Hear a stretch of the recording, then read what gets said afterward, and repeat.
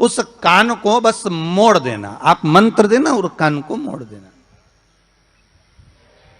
मैं समझ जाऊंगी कि आपने मंत्र दे दिया, शिव जी ने कहा वचन दे दिया, ठीक है। तो इसलिए आज भी नियम है महाराज, दुनिया के लोगों का आज भी भाव ये वर्णन करता है कि काशी में मरने वाले का सीधा कान अपने आप टेढ़ा हो जाता है। आज भी लोग भाव में कह देते कि काशी अभिमुक्त नगरी, काशी मोक्ष नगरी है।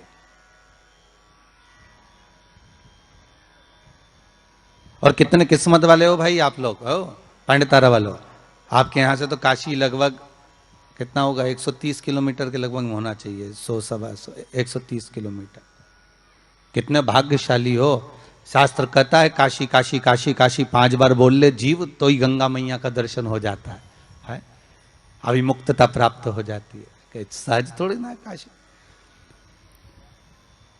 तो पार्वती जी की आंख में आज अश्रु देखे। जब पार्वती जी की आंख में अश्रु देखे तो शिव जी ने पूछा बात क्या है, तुम बोलो आज पार्वती क्या हो क्या गया। पार्वती जी बोली बस बात इतनी सी है कि आप बोल रहे हो, मैंने कहा कि जहां मैं हूं वहां शंकर है, तो बिल्कुल पक्का, पर आप कह रहे हो जहां शंकर है वहां पार्वती नहीं है।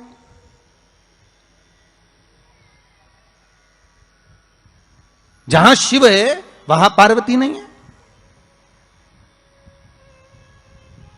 आखिर क्यों, किस लिए? शंकर भगवान कहते हैं ओगढ़दानी त्रिकालदर्शी कैलाशी मेरा शंभो, मेरा शंकर, मेरा ओगढ़दानी, मेरा भूतेश्वर, मेरा भूतनाथ, मेरा त्रिकालदर्शी, मेरा महामृत्युंजय कह रहे हैं। हरि पार्वती तू जानती नहीं है, तो मुझे पहचानती नहीं। कुछ स्थान ऐसे हैं पार्वती जहां पर मुझे तेरे बिना भी रहना पड़ता है।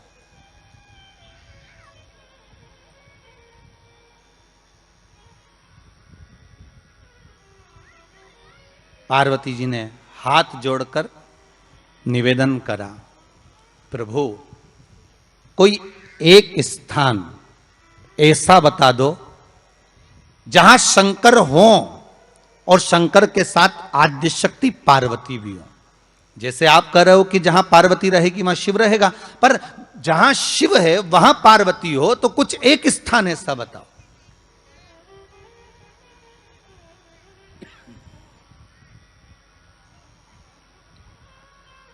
वो स्थान हमको दे दीजिए। शंकर भगवान ने कहा वो स्थान है कुंभ, कलश। कौन सा स्थान? जम के बोलिए, कलश। कलश देखा है आप लोगों ने? कुंभ कलश।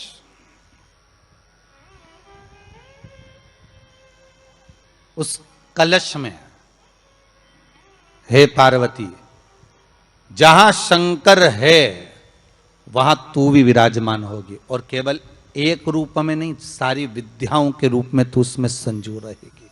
केवल एक कलश। आज नया संवत्सर है, नूतन वर्ष है। पूरे भारत की भूमि पर और मेरे भारत के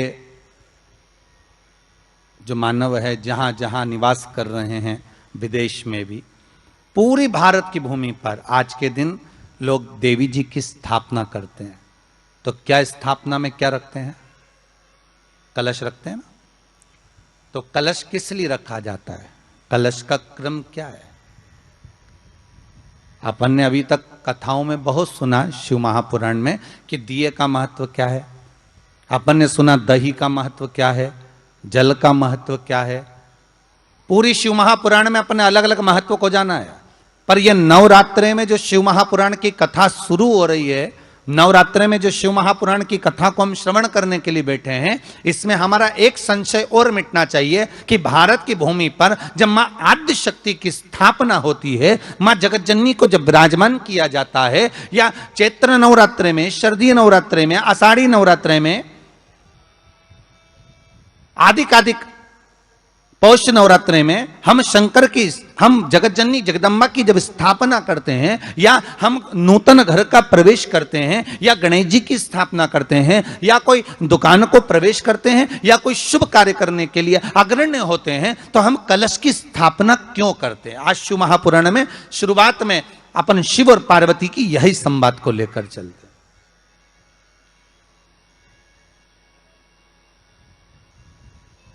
आखिर कलश में ऐसा क्या है?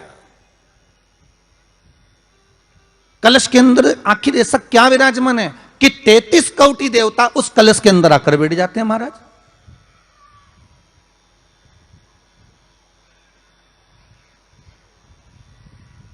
आप कोई यज्ञ करने जा रहे हो, आप कोई पोथी पुराण करने जा रहे हो, आप कोई अच्छा कार्य करने जा रहे हो, तो ब्राह्मण देवता कह देते कलश की स्थापना होगी, कलश की शोभा यात्रा निकलेगी, कलश यात्रा निकलेगी, कलश विराजमान होगा। और आज हर की पौड़ी पर, प्रयागराज में, या उज्जैनी में, नासिक में जो बड़े बड़े कुंभ के मेले होते, कुंभ का मतलब भी तो कलश से होता, उसकी महत्वता क्यों है? उस कुंभ की, उस घड़े की महत्वता कहां से प्रकट हो गई? शिव महापुराण की कथा कहती है महाराज, भगवान ओघड़दानी शंकर स्वयं आद्य शक्ति जगदम्बा से कहते हैं कि जगदम्बा तू क्या चाहती है बोल। तो जगत जननी जगदम्बा कहती है कि जहां मैं हूं वहां शंकर है, ये आपने कह दिया, पर जहां शंकर है वहां पार्वती का होना जरूरी है। उसके लिए सिद्ध करने के लिए एक स्थान ऐसा बनाया जाए जहां पर शंकर विराजमान है और शंकर के साथ पार्वती विराजमान है। तो शिव जी ने कहा पार्वती, उसके लिए मैं तुझे एक सुंदर कलश का निर्माण कर देता हूं। दुनिया का रचनाकार, दुनिया की रचना करने वाले महाराज, संपूर्ण ब्रह्मांड की रचना करने वाले, जिनको भगवान शिव ने स्वयं ब्रह्मदेव से कहा है कि ब्रह्मा जी तुम सृष्टि खंड को आगे बढ़ाइए, सृष्टि की रचना करिए। और आज ही के दिन, यही चैत्रीय प्रतिपदा के दिन, यही इसको कहते हैं नया संवत्सर, नया वर्ष। हिंदू धर्म में क्यों कहा जाता है? आज ही के दिन ब्रह्मा जी ने महाराज सृष्टि की रचना करना प्रारंभ करा था। आज ही के दिन भगवान शिव और ब्रह्मा का संवाद हुआ था। सीधे भगवान शंकर ब्रह्मदेव के पास जाकर बोले थे, हे ब्रह्मदेव आप सृष्टि की रचना करिए। तो ब्रह्मा जी ने पूछा था, सारे नक्षत्र आपने बनाए, सारे दिन आपने बनाए, सारी घड़ियां आपने बनाई, सारा पल आपने बनाया, मनुष्य की श्वास गिनती, काउंटिंग, अर्थात मनुष्य के शरीर की रोमावली, ये सब आपने निश्चित करी है। मनुष्य की कितनी धड़कन चलेगी, कितनी श्वास चलेगी, 21,600 श्वास जो मानव के शरीर से प्रतिदिन निकल रही है, 3.5 करोड़ रोम छिद्र जो मनुष्य के शरीर में बने हुए हैं, ये संपूर्ण बनाने वाले आप हो। एक एक घड़ी, एक एक पल, एक एक नक्षत्र, एक एक समय बनाने वाले आप हो, हर श्वास को बनाने वाले आप हो। तो आपसे मुझे कहना है कि एक निर्माणकर्ता ब्रह्मदेव, आप ब्रह्मा जी करें तो एक काम करो ना कि सृष्टि की रचना भी आप करो। भगवान ब्रह्मा ने शिव जी से कहा कि सृष्टि की रचना आप करिए।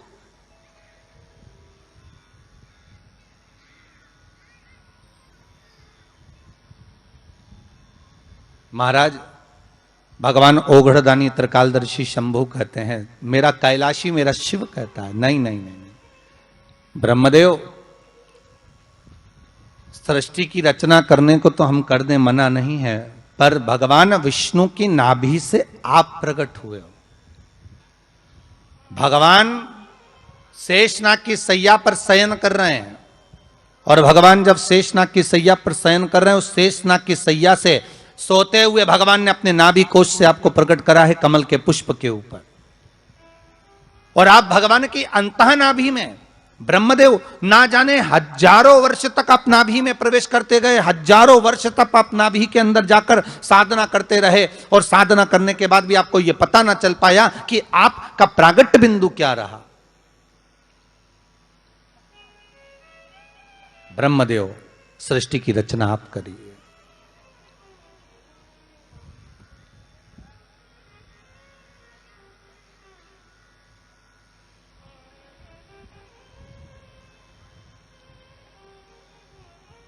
ब्रह्मा जी कह रहे हैं, नाथ इस सारे ब्रह्मांड को रचना करना है, कर दूंगा, मना नहीं है, पर रचना करता भगवान ब्रह्मा जी कहते हैं कि मैं संसार को एकाग्रित करूं, उससे पहले 33 कोटि देवताओं को मुझे एकाग्रित करना, और सारे 33 कोटि देवता एक जगह पर आकर विराजमान हो जाए, ऐसी कोई व्यवस्था करना। शंकर भगवान ने कहा बनाओ ब्रह्मदेव, तुम निर्माण करो। ब्रह्मा, शास्त्र कहता है कि भगवान शिव स्वतः, शंकर तो शंकर है, भगवान शंकर ने एक मट्टी का सुंदर सा भाग ढेला एकत्रित करा, उस ढेले से भगवान ने एक सुंदर कुंभ का निर्माण करा, एक सुंदर कलश का निर्माण करा।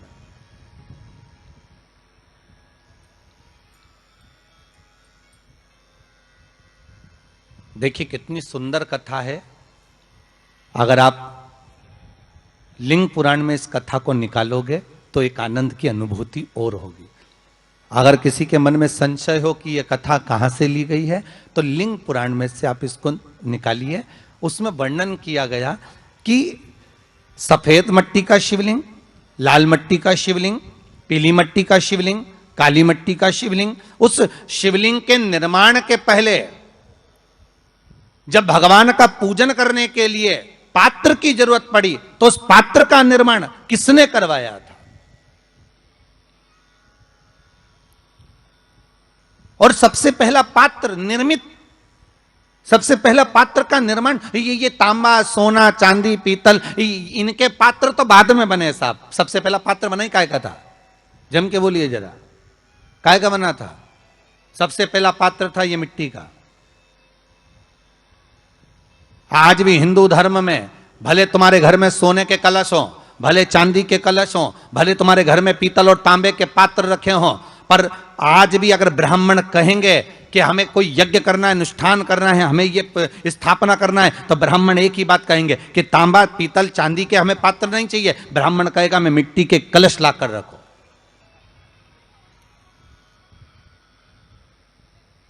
हमें मिट्टी के कलश चाहिए। और कितना बड़ा प्रमाण है जी, शास्त्र का प्रमाण देखिए कितना बड़ा है। आप किसी दूसरे घर में जा रहे हो, आप अपना घर छोड़कर और दूसरे मकान में जा रहे हो, और आपको लगा कि मैं इस घर में अब 15-20 दिन नहीं आऊंगा, 1 महीना नहीं आऊंगा, तो शिव महापुराण की कथा कितना सुंदर कहती है कि अगर आप जा रहे हो और आपको ऐसा भय लगता है कि इस मकान में कोई दूसरी प्रवेश ना करे, कोई दूसरा जीव ना आ जाए, इस मकान में कोई अंतरात्मा ना आए, इस मकान पर कोई टोना ना करे, इस मकान में कोई टोटका ना करे, इस मकान में कोई जादू ना करे, तो उसके लिए शिव महापुराण की लिंग पुराण वर्णन करती है कि मात्र एक मट्टी का कलश, उस मट्टी के कलश में एक महाराज थोड़ा सा धान भरकर, उसमें एक सिक्का, 1 रुपया उसके अंदर डालकर और एक बेलपत्र उसके अंदर डालकर, उसको उसके एक दिए से या प्लेट से या नरियल से उसको रखकर एक स्थान में ईशान के अंतर्गत उसको रखकर चले जाइए। उस मकान में ना तो कोई भीतर प्रवेश कर सकता है, उस मकान में ना कोई टोना कर सकता है, उस मकान में ना कोई टोटका कर सकता है, उस मकान में ना किसी की नजर लगती है। और वो पात्र कोई दूसरा नहीं होना, वो पात्र होना चाहिए मट्टी का कलश। मट्टी के कलश की बड़ी महत्वता है। अब तो थोड़ा सा महाराज हो गया कि लोग हम मट्टी का कलश अगर तुम दोगे भी तो ब्राह्मण क्या काम में लेगा, तो ब्राह्मण जन कह देते हैं थोड़ा तांबे के 4 कलश लेकर आइए हो, तुम जरा स्टील के 5 कलश लेकर आइए, आप तुम तांबे के या ये बर्तन लेकर आइए। पहले इसका प्रमाण नहीं था, पहले प्रमाण था केवल मट्टी का कलश। स्थापना जो थी वो मट्टी का कलश, विराजमानता थी मट्टी का कलश, जिसका निर्माण स्वयं भगवान शिव शंकर, भगवान शंभु, भगवान त्रिकालदर्शी कैलाशी स्वयं लिंग पुराण के अंतर्गत शास्त्र वर्णन करता है कि जिसमें सुंदर शिवलिंग की स्थापना करी गई, शिवलिंग का निर्माण करने के लिए भगवान ने, और स्कंद पुराण में भी आता है, यही बात शिव महापुराण में भी आती है। और आपको पहले भी कथा में कहा कि ब्राह्मण सफेद मट्टी का शिवलिंग बना, पहले भी कथा में कहा, आज फिर कह रहा है। क्षत्रिय लाल मट्टी का शिवलिंग बना है, वैश्य पीली मट्टी का शिवलिंग बना है, शूद्र काली मिट्टी का शिवलिंग का निर्माण।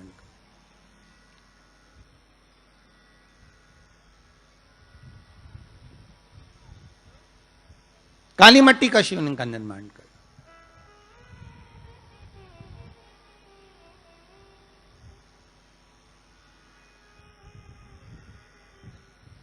एक बहुत अच्छी बात कहें, अगर आप लोगों को अच्छा लगे तो अपनी जिंदगी में उतारना, ना अच्छा लगे तो उसको छोड़ देना, ठीक है। जितने लोग भी कथा सुन रहे हो बहुत ध्यान देना, ये जो पानी पीने का जो मटका होता है ना, जिसको हमारे यहाँ कलश कहा जाता है, हंडा कहा जाता है, जिसको हमारे यहाँ परिंडा कहा जाता है, मटका कहा जाता है, तो पहले जो मटका चलता था वो लाल कलर का चलता था, ठीक है। उस पर कलाकृति करते थे लोग, उस पर डिजाइन करते थे। आपके यहाँ भी होगा, जितने लोग कथा सुन रहे हो ना, आपके यहाँ भी मटका होगा, लाल कलर का चलता था। अभी अभी जो मटका चल रहा है ना, उसका कलर चेंज कर दिया गया। कौन सा कलर का हो गया? वो काले कलर का बेचने लगे। तो वो बेचने वाला क्या कहता है कि साहब ये सफेद, ये लाल जो मटका है ना, इस मटके से मजबूत अगर कोई मटका है तो वो काला है। बोलो सही है कि गलत है? अरे बोलो तो सही है ना। आप कभी जाओगे बाजार तो कह देगा, कुमार भी कह देगा, ये जो मटका है ना लाल वाला, इस लाल वाले मटके से मजबूत ये काला वाला मटका है, ये काला मटका है। और महाराज इससे पानी ज्यादा ठंडा ये कर देगा। पर शिव महापुराण की कथा, लिंग पुराण की कथा कहती है, और अगर आपने बैसाख मास की कथा को श्रवण कराओ, बैसाख की एक कथा होती है, उसको अगर आपने श्रवण कराओ तो उसमें वर्णन आता है कि घर के अंदर जहां पर आप पानी पीते हो, जिस स्थान पर अन्नपूर्णा निवास करती है, जिस स्थान पर अन्नपूर्णा का वासा होता है, रसोई घर में जहां पर भोजन बनता है, उस स्थान पर काला मटका नहीं रखा जाता। काला हंडा, काला मटका उस स्थान पर नहीं रखते। पर आज फैशन के हिसाब से, अरे साहब वो ये मटका थोड़ा कम ठंडा पानी देगा तो ये मटका ज्यादा ठंडा पानी देगा, तो उसको काले मटके को रखते। पर हमारे शास्त्र कहता है काला मटका लोग रखते कहां थे? पहले जो शास्त्र रीति थी, उस काले मटके को रखते थे जब मकान बनता था, जब प्रॉपर्टी बनती थी, जब जमीन बनती थी, जब जायदाद बनती थी, संपदा बनती थी, तो उस स्थान पर उस काले मटके को केवल नजरोटे के लिए, केवल हाय के लिए, केवल नजर के लिए रखा जाता था। उसको लोग लेना पसंद नहीं करते।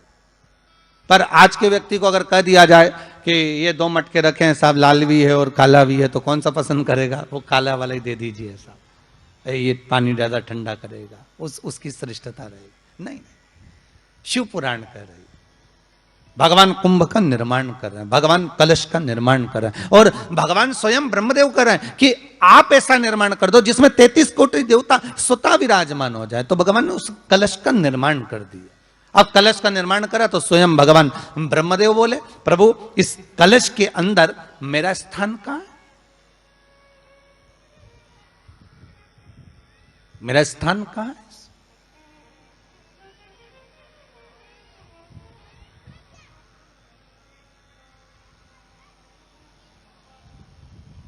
बहुत ध्यान देना महाराज, कलश का जो मुख होता है, उस मुख पर भगवान विष्णु का स्थान होता है। किसका स्थान है? भगवान विष्णु का। थोड़ा सा नीचे आओगे, जहां से कलश का मुख दबा हुआ होता है, वह जगह भगवान स्वयं शिव की होती है। किसकी जगह है? भगवान शंकर की। कलश का अग्रभाग, नीचे का भाग जहां से फैला हुआ होता है, वहां ब्रह्मा का आधिपत्य स्थापित होता है। फिर कलश का जो नीचे का भाग होता है, वो भगवान शिव और शक्ति का स्थान होता है। कलश के बाहरी भाग में, जहां पर बाहर का हिस्सा होता है, उस कलश के बाहरी भाग में 33 कोटि देवताओं को भगवान शंकर ने लाकर विराजमान किया होता है। महाराज भगवान शंकर 33 कोटि देवताओं को निमंत्रण देकर उस कलश में विराजमान कर दिया।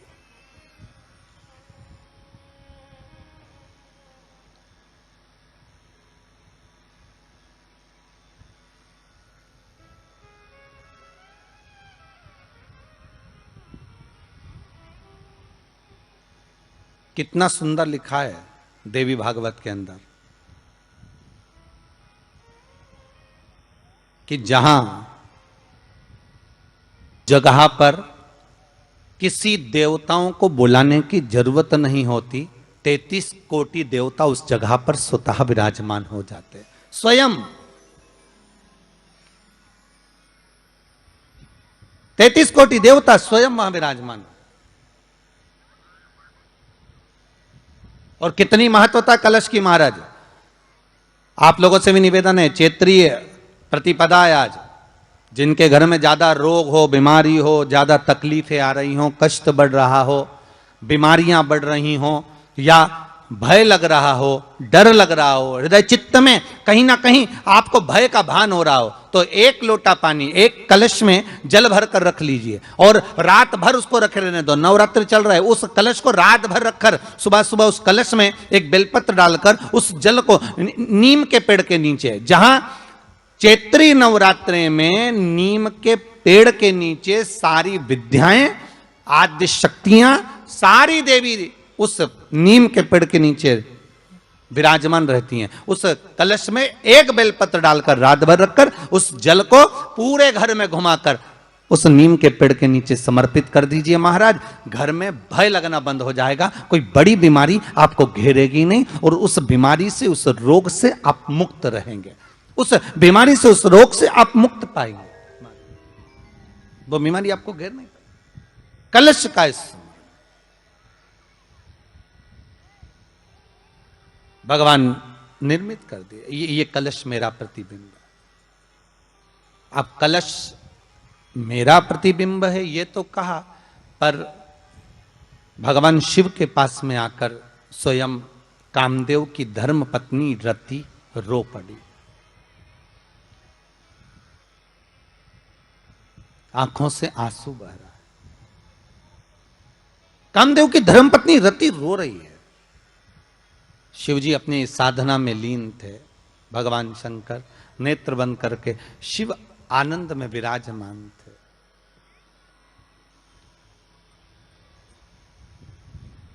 नेत्र बंद बाबा।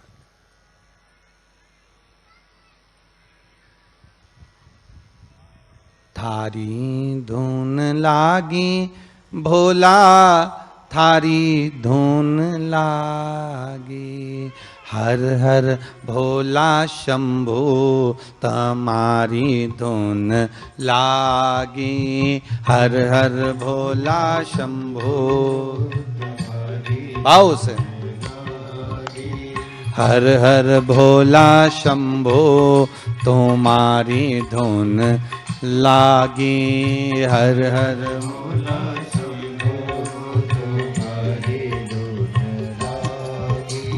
पार्वती का प्यारा तुम्हारी धुन लागी, पार्वती का प्यारा तुम्हारी धुन लागी, ओ पार्वती का प्यारा तुम्हारी धुन लागी, पार्वती का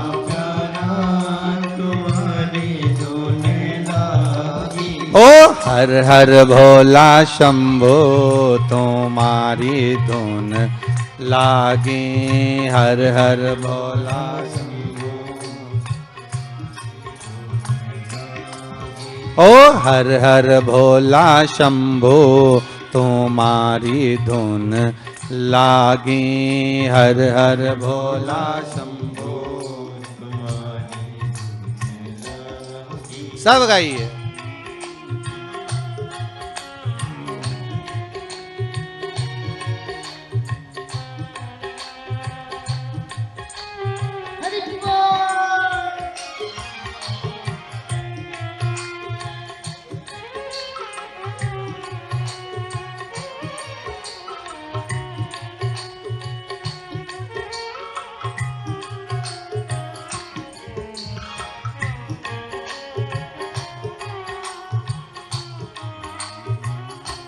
देव हो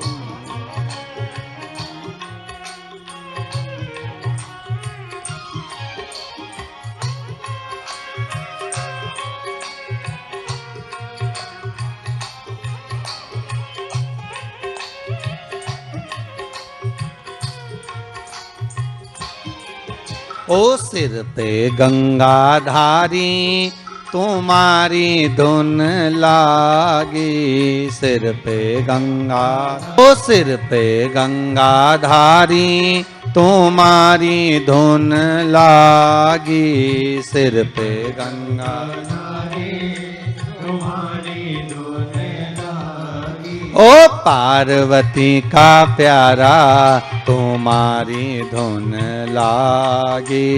पार्वती का प्यारा, तुम्हारी धुन लागी। ओ पार्वती का प्यारा, तुम्हारी धुन लागी। पार्वती का प्यारा, तुम्हारी धुन लागी। ओहो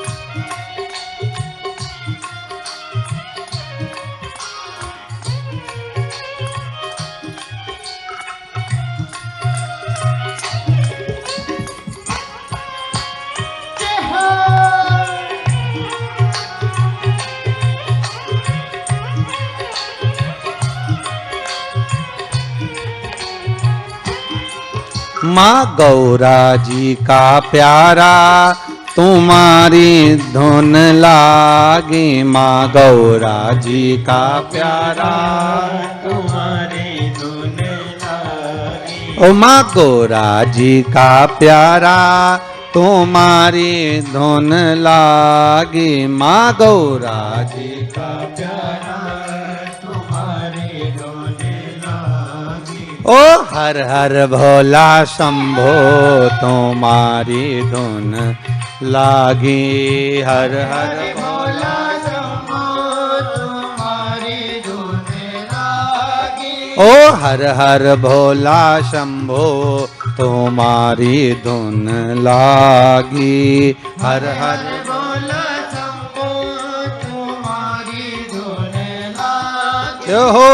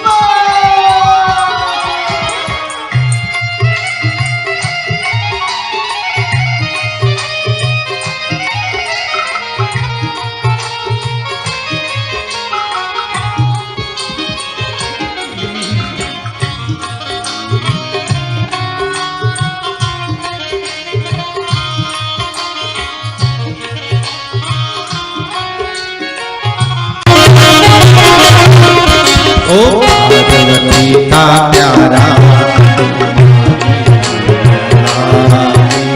पार्वती का प्यारा, तुम्हारी धुन लागी।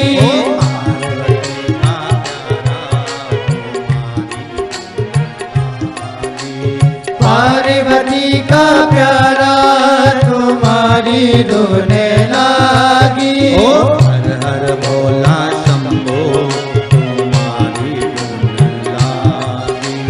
हर हर भोला शंभो, तुम्हारी धुन लागी। हर हर भोला शंभो, तुम्हारी धुन लागी। हर हर भोला शंभो,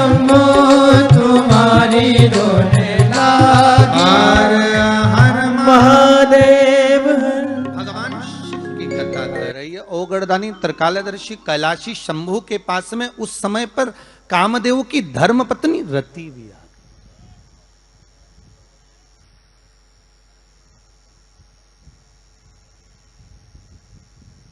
जिसके नयनों में जल भरा हुआ। शिवजी ने पूछा, बोलो रति,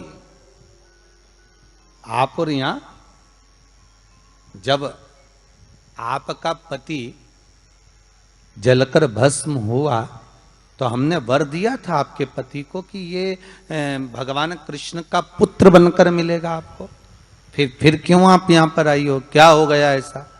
क्या चाहती हो आप?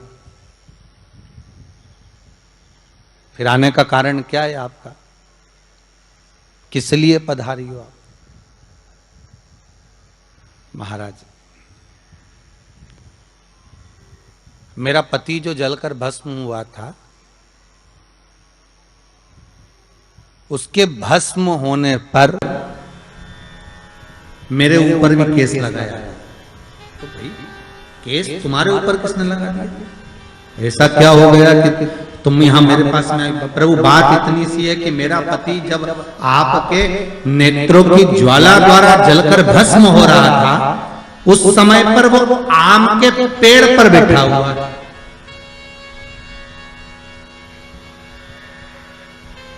कौन से पल्लव थे? आम के पल्लव, आम के डालियों में, आम के पल्लव में मेरा पति छुपा हुआ।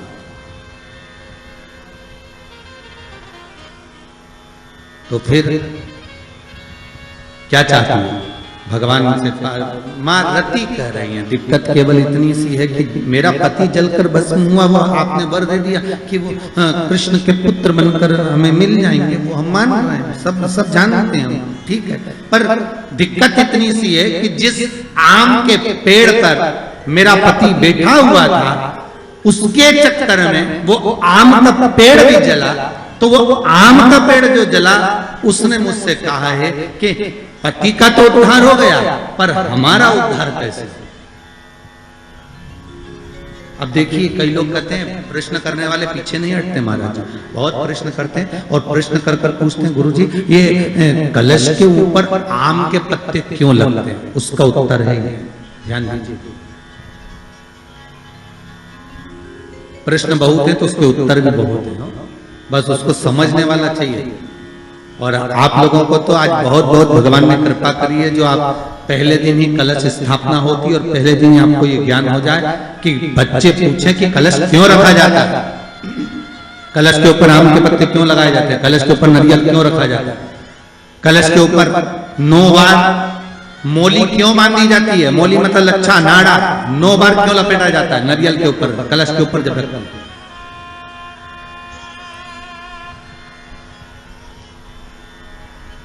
कलश के ऊपर जब जब श्रीफल रखाता है, नारियल रखाता है, तो उस पर 5 बार 7 बार मोली नहीं लपेटी जाएगी, तो 9 ही बार लपेटी जाएगी। 5 या 7 बार लपेटते हैं तो कहते हैं कि लक्ष्मी की छिन्नता होती है, और वो 9 बार लपेटी जाती है तो भरपूर लक्ष्मी का भंडार भरती है। क्यों क्यों कहते हैं?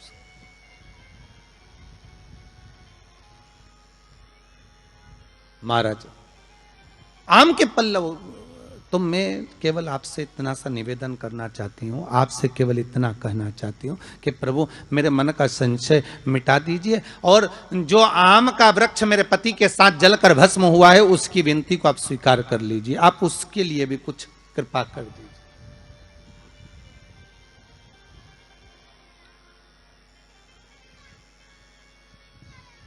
इसी को कृपा कहते हैं, इसी को करुणा कहते हैं, इसी को दया कहते हैं। भगवान बोले, अब आप आई हो रति, ठीक है, मांगो क्या चाहिए, बस इतनी कृपा कर दीजिए कि आम के वृक्ष का भी उद्धार कर दो।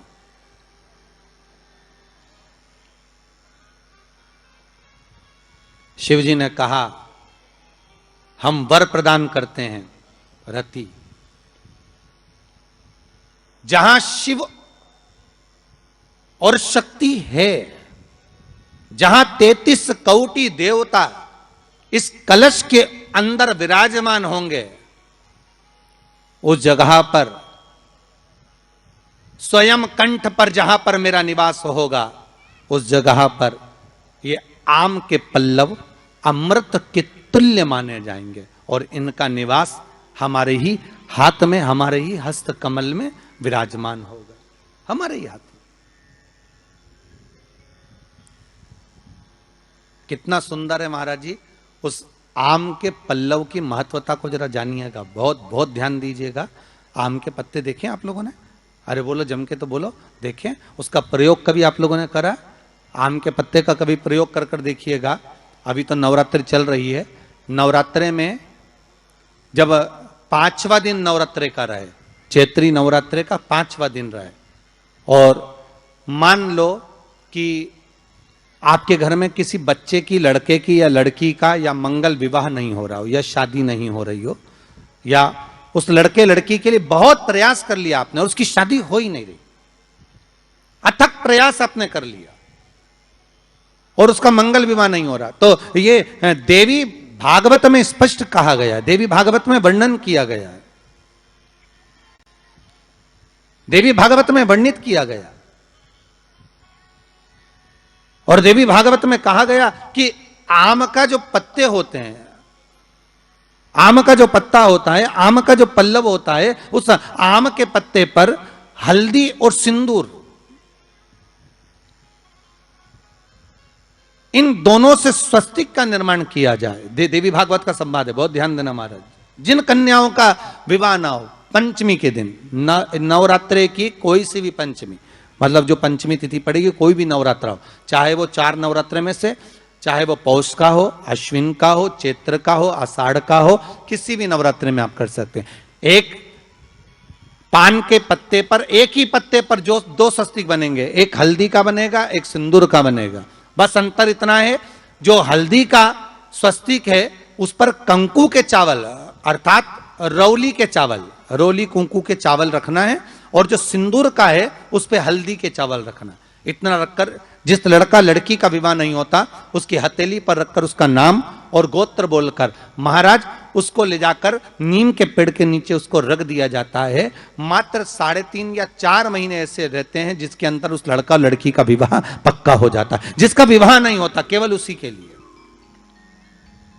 जिसका मंगल विवाह ना हो रहा, आम के पल्लव में शिव का वर प्रदान है, आम के पल्लव में शंकर का आशीर्वाद, आम के पल्लव में शिव का आशीर्वाद।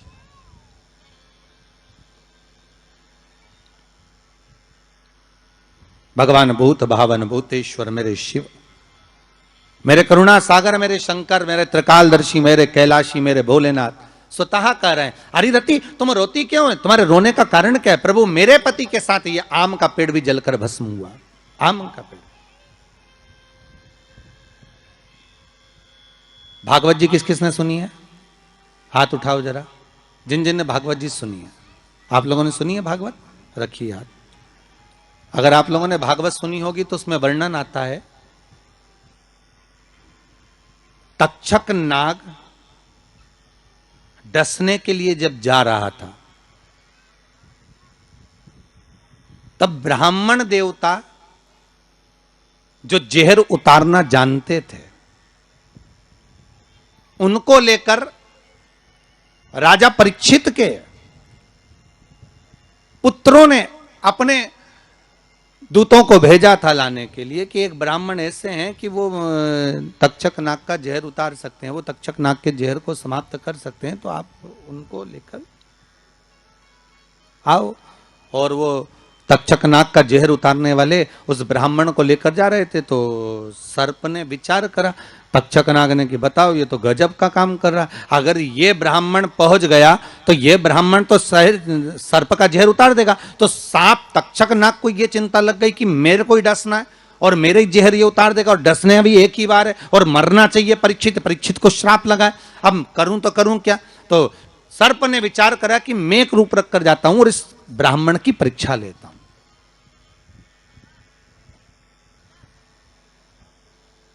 सर्प रूप रख कर गया। भागवत आप लोगों ने श्रवण करी होगी।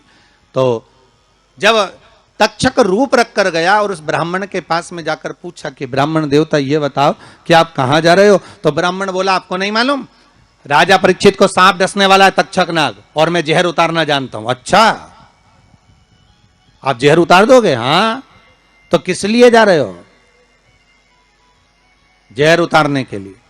तो जहर उतारने क्यों जा रहे हो? तो कहा राजा है राजा, जब राजा का जहर उतारेंगे तो मुद्रा भी कितनी मिलेगी, आपको मालूम नहीं है क्या? अच्छा, ब्राह्मण देवता इसलिए जा रहे हो? हां। पर उसको तो किसी संत ने श्राप दिया। अरे तो श्राप संत ने दिया है, हम ब्राह्मण हैं, हमारा कर्म है किसी को बचाना, तो हम तो बचाएंगे। अच्छा, आप में इतनी सामर्थ्यता है कि आप तक्षक नाग का जहर उतार दो? अरे तक्षक नाग आकर अगर मेरे सामने खड़ा हो जाए और किसी को डस ले तो यह पक्का है कि मैं जहर उतार सकता हूं। अच्छा, तो इतने में तक्षक नाग सामने बिल्कुल प्रकट हो गया, और तक्षक नाग प्रकट होकर बोला, बता ब्राह्मण, किसको डसूं मैं? ब्राह्मण ने कह दिया, तुम्हारी मर्जी पड़े, उसको डसो। सामने एक पेड़ था, उस पेड़ को ब्राह्मण ने, उस तक्षक नाग ने डस लिया। अब तक्षक नाग ने उस पेड़ को डसा, और डसने के बाद में वो पेड़ पूरा जल गया, पूरा जल गया। अब पेड़ तो जल गया, पर ब्राह्मण जो था जिसको परीक्षा देना थी, वो ब्राह्मण को यह नहीं मालूम था कि इस पेड़ पर एक संत बैठकर साधना कर रहा था, तपस्या कर रहा था। और जब वो पेड़ जला तो वो संत भी जल गया, संत भी जल गया। अब जब संत जल गया, ब्राह्मण ने हाहाकार की आवाज जब सुनी तो आंखों में जल भर गया। आखिर हुआ क्या?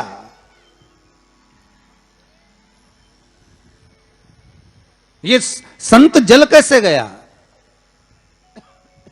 तो कहा, इसके जलने का कारण केवल इतना है कि अब आप जीवित करो, इस पेड़ को हरा भरा करो।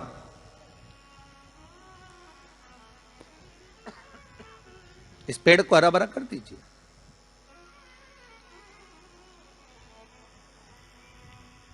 और ब्राह्मण ने हाथ की अंजलि में जल लिया।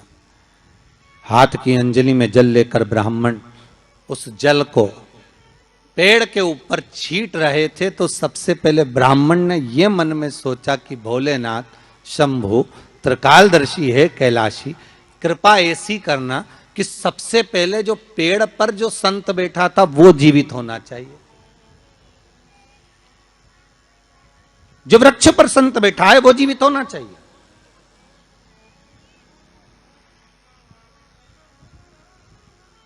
हाथ का जल ब्राह्मण ने जैसे ही छोड़ा, छोड़ते से ही पेड़ भी हरा भरा हो गया, और उसके ऊपर जो संत बैठे थे वो भी जीवित हो गए।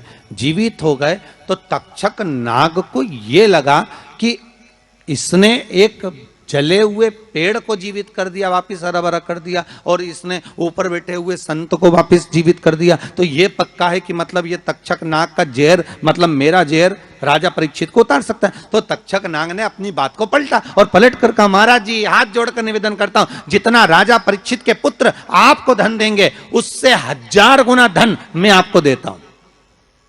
ब्राह्मण ने कहा ठीक है, अगर दक्षिणा से बड़ी दक्षिणा हमको एक ही जगह पर मिल रही है तो फिर हमें जाने की जरूरत क्या। ब्राह्मण ने दक्षिणा ली, वापिस मुड़ गया, वापिस मुड़ गया।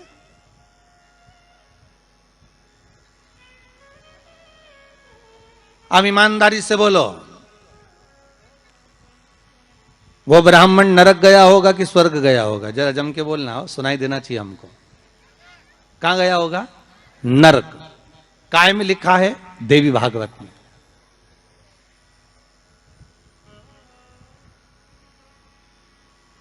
उसका कारण क्या था?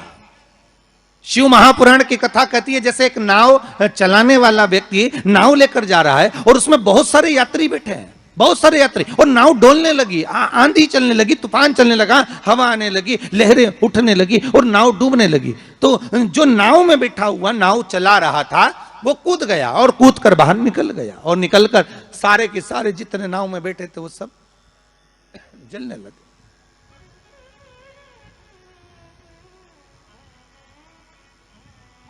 जितने नाव के अंदर बैठे थे वो सारे के सारे जलने लगे।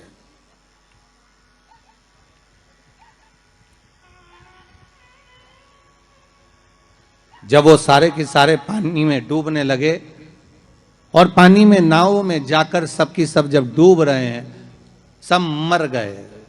सारे के सारे जो नाव में बैठे थे, जो तैरना जानते थे, वो बाहर निकल गए, बाकी की सब डूब गए।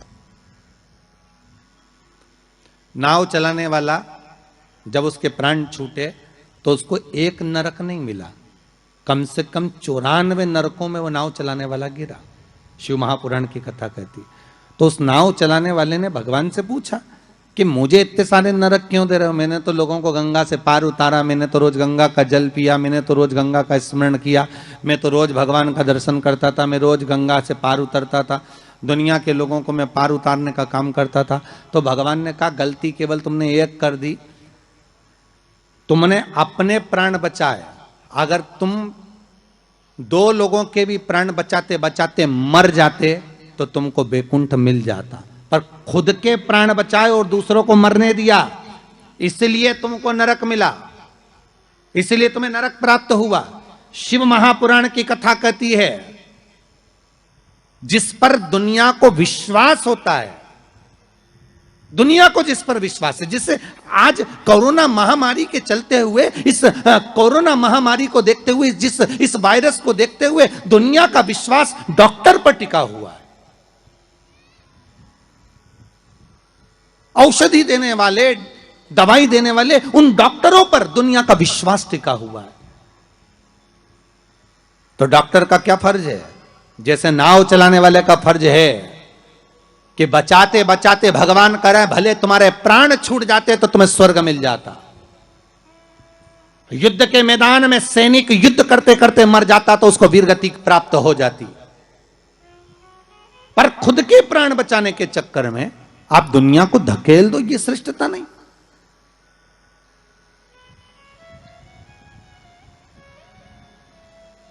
ये इसमें श्रेष्ठता नहीं। जब तक उस शरीर में प्राण है, जब तक उस शरीर में श्वास है, डॉक्टर भी अपनी जान झोंक दे कि कैसे भी मुझे इसको बचाना है, चाहे कुछ भी हो जाए, इसके प्राण बचना चाहिए। फिर धन मूल नहीं है, फिर संपदा मूल नहीं, फिर सत्ता मूल नहीं है।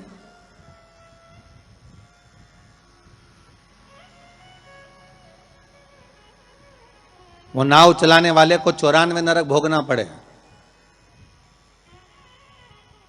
जिस ब्राह्मण ने दक्षिणा ज्यादा लेकर राजा परीक्षित को नहीं बचाया, चले गए। जब भगवान ने विद्या दी है, भगवान ने ज्ञान दिया है, भगवान ने विवेक दिया है और तुमको उस लायक बनाया है कि आप 4 लोगों को पढ़ा सकते हो, आप 4 लोगों को आगे बढ़ा सकते हो, आप इसका सम्मान कर सकते हो, आप इसको अग्रण्यता प्रदान कर सकते हो, आप इसको विवेकता दे सकते हो। और आप उस विवेकता को ना देते हुए अगर आप अपने उस वैभव को छुपा रहे हो और उससे वंचित कर रहे हो दुनिया को, तो फिर भगवान छोड़ने वाला नहीं है। नरक भोगना।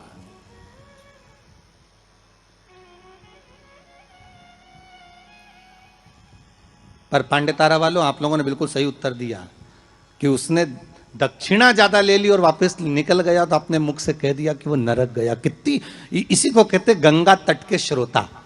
गंगा तट के जो श्रोता होते ना, बड़े आनंदमय होते। कथा जो सुनते हैं ना, उसका भाव एक आनंदित था कि वो अपना लक्ष्य छोड़कर, अगर चाहता तो राजा परीक्षित को बचा सकता था, पर थोड़ी सी संपदा के चक्कर में, थोड़े से धन के चक्कर में वो ब्राह्मण भी थोड़ा सा लोभ आया और लोभ के चक्कर में अपने कर्म से वंचित हो गया। तो वो चरित्र कहां गलत है महाराज जी? एक महाराज जी प्रवचन दे रहे थे, उस प्रवचन में एक गांव का व्यक्ति कथा सुनने बैठा था और खड़े होकर पूछ लिया, महाराज जी पाप के बाप का नाम क्या है? महाराज जी ने पूछा, क्या पूछ रहे हो, फिर से बोलो। तो वो व्यक्ति बोला, महाराज जी हमें दशरथ जी के पिताजी का नाम मालूम है, हमें राम जी के पिताजी का नाम मालूम है, हमें कृष्ण जी के पिताजी का नाम मालूम है, हमें सबके बाप का नाम मालूम है, बस पाप के बाप का नाम नहीं मालूम। तुम हमें उत्तर दे दो। तो महाराज जी भी मन में सोचे, पाप का बाप, महाराज जी मन में सोचे हमने पूरी पुराण पढ़ी पर ये पाप का बाप तो हमें कहीं नहीं मिला, सारे शास्त्र भी उखाड़ कर देख लिए पर उसमें पाप का बाप मिलना बड़ा कठिन। अब पाप का बाप कहां से ढूंढे, तो महाराज जी ने कहा एक काम करते हैं, कल हम आपको बताएंगे, आप कल कथा में आना। और महाराज जी फिर प्रवचन देने बैठे और वो व्यक्ति फिर आके बैठ गया। अब जैसी कथा समापन हुई महाराज जी वो फिर खड़ा हो गया, महाराज सीताराम। महाराज जी बोले सीताराम, और बोलो पाप का बाप। महाराज जी बोले बहुत अच्छा, पाप का बाप पीछे पड़ा। महाराज जी बोले कल बिल्कुल पक्का है कि तुमको तुम्हारे प्रश्न का उत्तर मिल जाएगा। अब महाराज जी ने आज भगवान को 2 अगरबत्ती लगाई कि वो नहीं आना चाहिए प्रभु, क्योंकि वो फिर आएगा, फिर प्रश्न करेगा पाप का बाप। अच्छा वो प्रश्न नहीं भी करता ना तो उसका मुंह देखकर याद आ जाता है कि प्रश्न करेगा पक्का।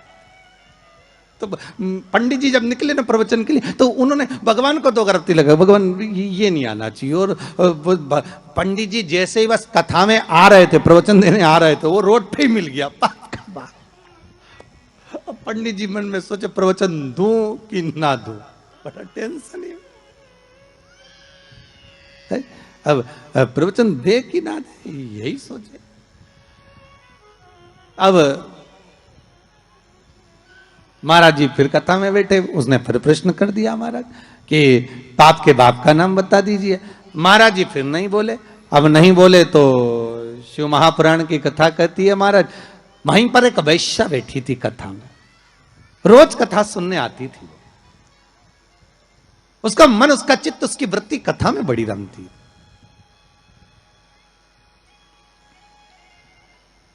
जिसके मन में शिव महापुराण की कथा समा गई ना तो वो प्रयास करता है कि कुछ भी कर कर जहां कथा हो रही है ना, भले 40 किलोमीटर है, 50 किलोमीटर है, 100 किलोमीटर है, पर एक बार तो मैं चली जाऊं। जिसके मन में शंकर आ गया ना तो वो छोड़ नहीं सकता, वो प्रयास करेगा कि मैं कैसे भी पहुंच जाऊं, बस कथा में एक बार मेरी हाजिरी लग जाए, शंकर सुन ले बस एक बार शिव महापुराण की कथा, उस पंडाल में चली जाऊं जिस पंडाल में मुझे बेलपत्र का आनंद मिल जाए, बस उस पंडाल में मुझे पहुंचना। अब वैश्या का नियम था, वो कथा कभी नहीं छोड़ती थी और वो भी कथा में जाकर बैठ गई और कथा में रोज सुने वो पाप के बाप का चक्कर। और महाराज जी बस प्रवचन करें अक्षतम केशवम राम नारायणम, जैसे महाराज जी अक्षतम केशवम करें सब बैठे रहे, वही खड़ा हो जाए।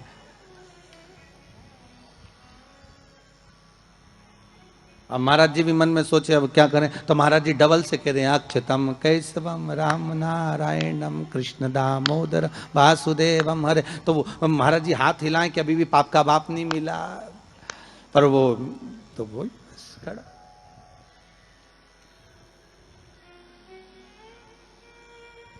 आज वेश्या ने कह दिया गुरुदेव आपसे एक निवेदन है मेरा। बोलिए। मैं वेश्या हूं, छुपाया नहीं। संत सदगुरु भगवान माता पिता इनसे कभी नहीं छुपाना अपने को, छुपाकर जाएंगे भी का।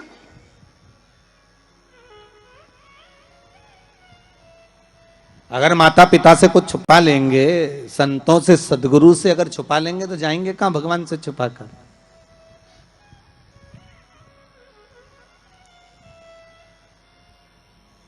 वैश्या कहती है मैं वैश्या हूं। ओ हो, आपने हमारे पांव तो नहीं छुए? संत बोले। वैश्या ने कहा नहीं, बिल्कुल पीछे जाकर बैठ जाती हूं एकांत में, पर मेरा कुछ मन है आपसे कहने का, आप सुनेंगे हमारी बात?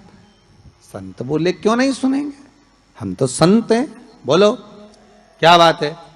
आप जब सुबह सुबह मंदिर जाते हो ना गुरुदेव, तो बीच में मेरा वेश्यालय पड़ता है, 2 मिनट के लिए आप पांव रख देंगे ना मेरे वेश्यालय में, मेरी जिंदगी सार्थक हो जाएगी। संत बोले हम और वेश्या के घर कभी नहीं आ सकते। कैसे मूर्खों की तरह बात करती हो आप? संत को तुम्हारे वेश्यालय में बुला रही हो, अच्छा लगेगा कोई? वैश्या कहती आज तक कोई गुरु मेरे वेश्यालय में नहीं आया, केवल चरण रखना, चले जाना गुरुदेव। गुरुजी बोले राम राम राम सीताराम, हम नहीं आएंगे। गुरुजी चले गए कहते हुए, वैश्या घर के बाहर रंगोली मांगोली डालकर वेश्यालय के बाहर बैठी। संत का आगमन हुआ, वहीं से वेश्या दौड़ कर गई, गुरुदेव ये मेरा वेश्यालय है, पांव रख दीजिए। वेश्या, हम संत हैं, किसी वेश्या के यहां नहीं जा सकते, हम तुम्हारे यहां नहीं आएंगे। संत जाने लगे। वेश्या ने अपना पर्स खोला, 500 का नोट निकाला, महाराज के चरणों में रखा। महाराज जी ने जेब में रखा, जल्दी चलो हमारे पास समय कम है, जल्दी चलो। महाराज वैश्या के भवन में चले गए। वैश्या ने कहा महाराज जी बैठिए। नहीं नहीं, इतना समय कहां है बैठने का, तुमने कहा था बस पांव रख देना। महाराज जी बैठ जाइए, आपके हाथ जोड़ती हूं, 5 मिनट बैठ जाओ। महाराज जी बैठ गए। वेश्या बोली आज तक किसी संत ने हमारे यहां भोजन नहीं किया महाराज, कोई गुरु ने आज तक हमारे यहां भोजन नहीं करा, आप कृपा कर देंगे तो भोजन तैयार। संत बोले वेश्या मूर्खों की तरह बात मत करो, तुम्हारे वेश्यालय का भोजन हम करेंगे, हम संत हैं, हम साधु हैं। वैश्या ने 2 500 के नोट हेड़े महाराज के चरणों में रखे। महाराज बोले जल्दी भोजन लेकर आ, समय कम है, जल्दी जा। वैश्या गई, भोजन बनाकर रखा था महाराज जी के सामने रख दिया। महाराज जी रोटी का टुकड़ा तोड़कर खाने लगे। वैश्या हाथ जोड़कर बोली नहीं गुरुदेव, आज तक मैंने किसी संत को अपने हाथों से खाना नहीं खिलाया, आज तक मैंने किसी संत को, किसी सदगुरु को अपने हाथों से भोजन नहीं दिया है।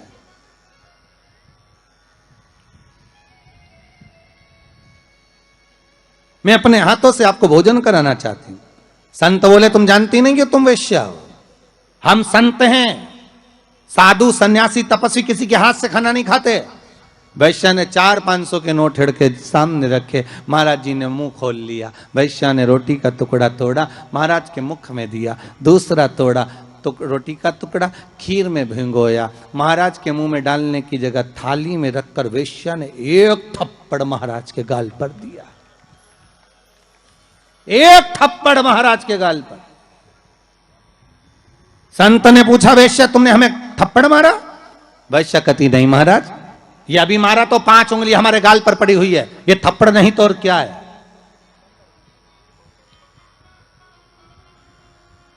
ये थप्पड़ नहीं तो क्या है? तुमने हमारे गाल पर थप्पड़ मारा? वैश्या कहती है नहीं महाराज, थप्पड़ नहीं मारा है।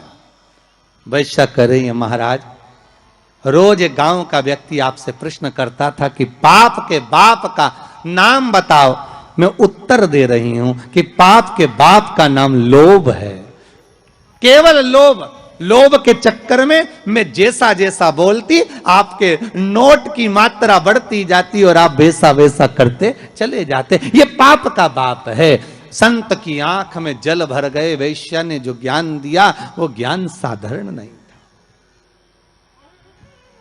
वो साधारण ज्ञान नहीं। संत ने वेश्या के चरण पकड़ लिए। कोई गुरु नहीं मिला था मुझे, आज मिल गया, आज मिल गया।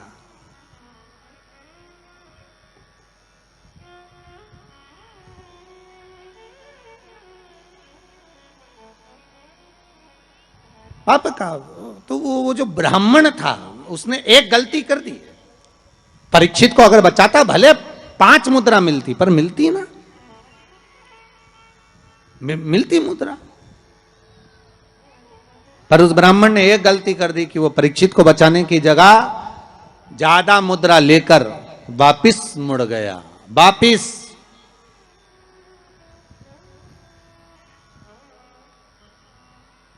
जहां से ब्राह्मण वापिस मुड़ा था, आज भी अगर आप सुखताल जाएं, जहां सुखदेव जी महाराज ने राजा परीक्षित को कथा सुनाई थी, तक्षकनाग जहां आया था इस ब्राह्मण की परीक्षा लेने के लिए, और ब्राह्मण जहां से वापिस मुड़ा उस गांव का नाम है मोड़ना। आज भी उस गांव का नाम मोड़ना, वहां से मुड़ गया था वापिस ब्राह्मण, वापिस चला गया।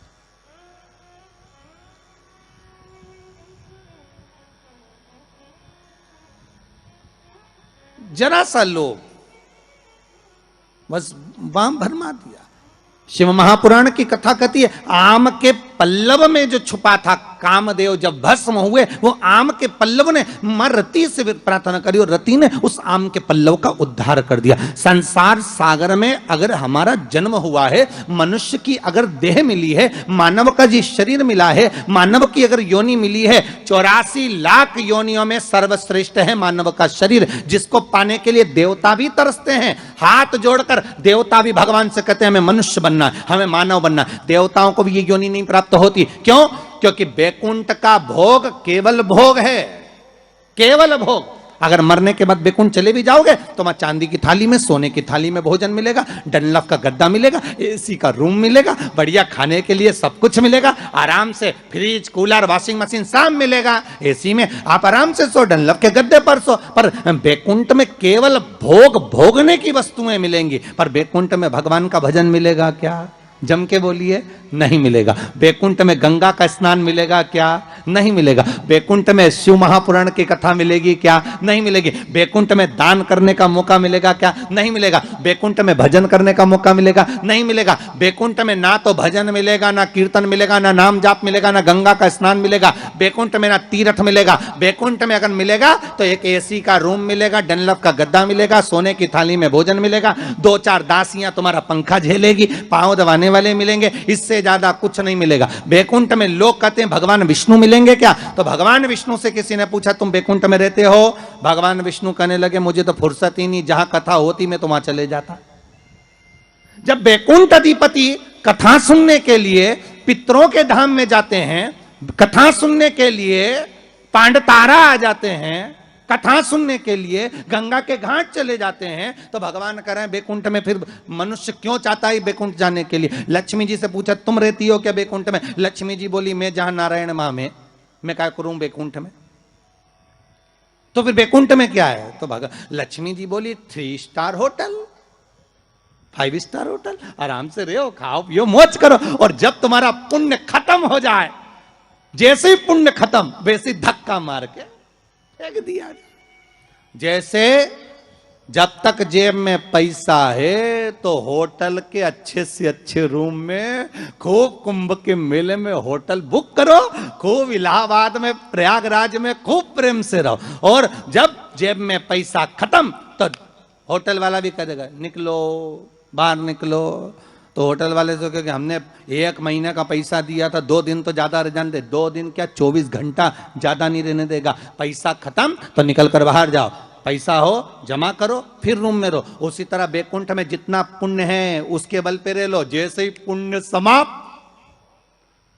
चलो पांडे तारा वापिस पहुंच जाओ प्रतापगढ़।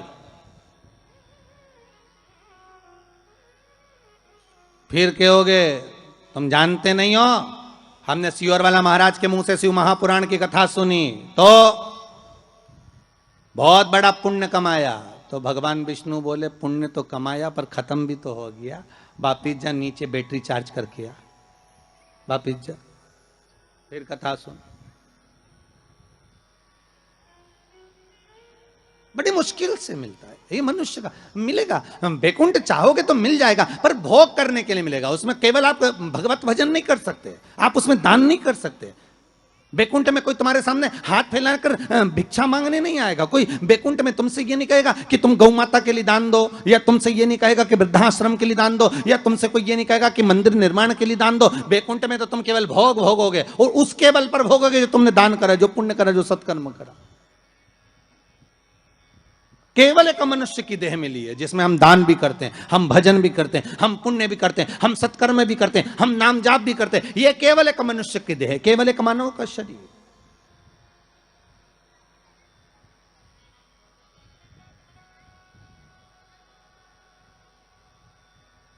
इसके सिवाय कहीं सुख नहीं। 84 लाख योनियों में श्रेष्ठ योनि मानव की, और उसको हम गंवा दे महाराज तो वो बेकार। आम के पल्लव के लिए रति आकर कहती है संसार वासियों से हमारा यही निवेदन है कि आप किसी के लिए कुछ नहीं कर सकते तो कम से कम फोन लगाकर इतना तो कह सकते हो, कथा आ रही है, टीवी चैनल पर चल रही है, 4 बजे से 7 बजे तक चल रही है, जरूर सुनना। कोरोना महामारी चल रही है, कम से कम कथा सुनकर इस हृदय को विल पावर मजबूत होगा। कथा सुनकर अपने को एनर्जी प्राप्त होगी। कथा सुनकर हम आद्य शक्ति जगदम्बा का आराधना कर सकते हैं। कथा को सुनकर ये नवरात्रे में शंकर की कथा का अनुमोदन कर कर इस कोरोना महामारी से हम लड़ सकते हैं, इसको भगा सकते हैं, क्योंकि अपने भीतर का पावर प्रबल होना चाहिए। आधे से ज्यादा लोग हॉस्पिटल में इसलिए मर रहे हैं क्योंकि उनको भय लग रहा है, कोरोना लग गया, कोरोना लग गया। बेचारा अच्छा भी हो गया तो भी मर जा रही है। किसी ने पूछा, गुरुजी महाराज जी की कथा को देखने के लिए हमारे चैनल को सब्सक्राइब कीजिए।